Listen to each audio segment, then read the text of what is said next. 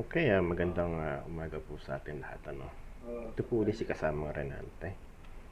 So, may nagre-request po kasi sa atin at may nagtanong kung sapat na daw po ba yung mga trainings na nakuha niya. Meron daw po kasi siyang Bosch, meron siyang Kosh, meron siyang Osha, meron siyang Nebosh, meron siyang Ayos. Ngayon, tinatanong niya kung sapat na ba yung kaalaman na meron siya para sabihin na magiging competent siya dun sa site. Well, sa pagkuha po kasi ng training, dapat i-balance mo yung sarili mo. Tama po. Kailangan talaga natin itong mga certificate natin sa training. Especially sa mga course training na kinukuha natin like Bosch, Kosh, LCM, Osha, Ayos, or Nebosh. Diba? Ngayon, ang tanong lang po natin is, ano yung mga natutunan natin sa mga training na to? Sapat ba? Diba? Kasi kung ako ang tatanungin, after mo makakuha ng mga trainings na to, dapat mag-modular training ka. Mag-training ka ng modular. Pag modular po kasi, specify siya as per subject. Kunyari, isang module, isang confined space training, isang araw mo siya pag-uusapan or higit pa. Para mas ma-identify mo yung activity, yung hazard, yung precautions, yung diskarte makuha mo. Kasi iba po yung training ng modular, iba po yung training ng course training. Paano ko po nasabi? Ganito po kasi yan. Ang course training po natin, wari ay nasa 25 modules yata siya, no? Ngayon, 25 modules, 40 hours training, di ba? So, i-divide mo yung 25 modules sa 40 hours. So, it means, gaano katagal niya pag-uusapan ng isang module? Ibig sabihin yan, pag-uusapan niyo ang isang module ng 1 hour and 30 minutes lang. So, sa 1 hour and 30 minutes, ano po yung mga maaari nating matutunan? Di ba? Meron tayong matututunan. Like, sabihin natin sa confined space or sa excavation. Ano ba excavation? Meaning, hazard, precautions. Pero yung karamihan dito, nakita na ba natin? Nalaman ba natin? Magkakaroon tayo ng information about doon sa topic. Halos iyon lang. Diba? Unlike yung sa modular, talagang pag-uusapan niyo yan. Ngayon, sa Bosch, meron tayong 16 modules. Divide mo na naman sa 40. O yung 40 hours, divide mo sa 16. Meron lang siyang 2.5 hours per module na pag-uusapan. Sa OSHA, ganun din. Sa Ayos, ganun din. Diba? So, ibig sabihin, sa dami ng modules na nilalaman ng mga trainings natin, ano yung nakuha natin? Sapat na ba yung impormasyon na nalaman natin doon sa mga trainings na meron tayo? Kung sasabihin po ninyo na oo, halimbawa ay ganito, no? Dito tayo sa housekeeping and material management, part ng Bosch. Sa housekeeping and material management, gaano kataas ba dapat yung materialis natin pag i-stock natin? Diba? Ano yung preparation na ginagawa natin? Napag-aralan ba natin to? At ano yung mga equipment na dapat nating ginagamit o binibigay dun sa mga tao? Ano yung hazard na meron dito? Ano yung precautions na meron dito? Sa electrical safety, napag-usapan ba natin sa ating course training kung ilan ang klase ng hazards na meron, ilan yung klase ng electric shock na meron? Sa PPE, napag-usapan ba natin yung classifications ng bawat PPE, yung standard ng bawat PPE? Ano-anong standard ba ang meron sa mga PPE? At ano-anong klase ba ang PPE? Madami kasi tayong dapat pag-aralan pa dyan Hindi lang basta introduction. Kasi mostly sa mga trainings, introduction lang yung naibibigay sa atin. a little bit of information para doon lang sa subject itself. Pero yung full information, hindi eh. So, para masabi natin kung maalam na tayo, kung sufficient na tayo sa pagtatrabaho bilang isang safety, tanungin po natin yung sarili natin. Maglista ka o ilista mo yung nilalaman ng bawat course subject na meron ka. Like sabihin natin dito tayo pumunta sa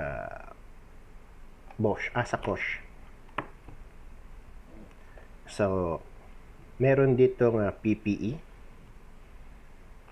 Toolbox Meeting and Workshop, Fall Protection, Temporary Structure, Construction Machineries, Scaffolding Safety, Crane and Lifting Equipment, Fire Safety, Hot Work, Job Hazard Recognition. So, bawat isa na yan, ilista ninyo. Tapos, tanungin ninyo yung sarili ninyo kung ano yung mga nalalaman ninyo tungkol dito sa mga ito. Diba? Tanungin mo yung sarili mo kung ano na ba yung mga alam mo tungkol dun sa module na yan, dun sa subject na yan. Like excavation. Ilan ba ang klase ng excavation? Diba? Ilan ba ang prevention? Ano ba yung main hazards? Ano ba yung pagkakaiba ng permit required confined space and non-permit required confined space? Paano ba yung paglalagay ng ventilation natin? Gaano kalalim ba dapat ang isang hukay? Diba? Ano yung prevention natin para hindi magkaroon ng cave-in? Ano-ano ba yung mga hazards sa excavation? Yung mga ganung bagay eh. Marami pa kasi tayong dapat matutunan. Of course, importante po ang certifications kasi iyan ay isa sa mga hinahanap ng kliyente para ma-hire tayo. Pero hindi ko mo sinabing certified ka, maalam ka na. Diba? Hindi ko mo sinabing may certificate ka, maalam ka na. Hindi ko mo sinabing trained ka, competent ka na. Diba ang certified? Diba ang trained? Diba ang competent? Diba? Hindi ko mo may certificate ka na, hindi ko mo natapos mo yung 40 hours Bosch training o yung Kosh training o yung OSHA, ay safety ka na. Hindi po. Trained ka. Certified ka kasi may certificate ka. Ang tanong, competent ba tayo? Diba? Hindi po ito pang wala akong sinasabi na hindi sapat yung kaalaman niyo. Hindi. Ang sinasabi ko is mag self-assessment po tayo para malaman natin kung ano pa yung mga dapat nating gawin at dapat nating matutunan. Kung confident ka na ba na kapag dinala ka sa site, kaya mong hawakan yung area. Kaya mong gumawa ng report, observation report. Kaya mong mag-conduct ng assessment. Kaya mong magbigay ng maayos na recommendations dun sa observation na nakita mo. Kasi iyan po yung part ng trabaho natin. Diyan umiikot yung trabaho natin sa paghahanap ng observations, sa pagbibigay ng recommendations, sa paggawa ng mga dokumento. Diyan lang umiikot yung ating buhay bilang safety. Iisipin natin yung mga bagay na maaaring makasakit, gagawaan natin ng solusyon yung mga bagay na to para hindi sila masaktan o hindi makasakit. At kung makasakit man, kailangan hindi ganun kagrabe. Diba? Napakaraming bagay ang kailangan nating malaman. Dahil hindi naman po tayo pa pwedeng maging scaffolding safety lang. Hindi tayo pa pwede maging excavation safety. Hindi tayo pa pwede maging rigging safety lang. Hindi tayo pa pwede maging working at height safety lang. Hindi pa pwedeng isa lang ang alam natin. Hindi pa pwedeng 3 lang ang alam natin. Hindi pa pwedeng 4 lang ang alam natin. Kasi sa isang construction site, pinakamahina na po ang 10 activity na mai-encounter mo. Ngayon, kung na-master mo yung 3, paano na yung 7? Diba? So, yun nga po ang sinasabi natin. Kailangan maging maalam tayo. At para malaman natin kung maalam na tayo, mag-self-assessment tayo. Alamin natin sa sarili natin kung ano yung mga part na hindi pa natin alam para matutunan natin at mapag-aralan natin. So, okay po. Kung meron kayong mga katanungan, message lamang po kayo at paki-like, share, subscribe na rin po sa mga hindi pa nakapollow sa atin.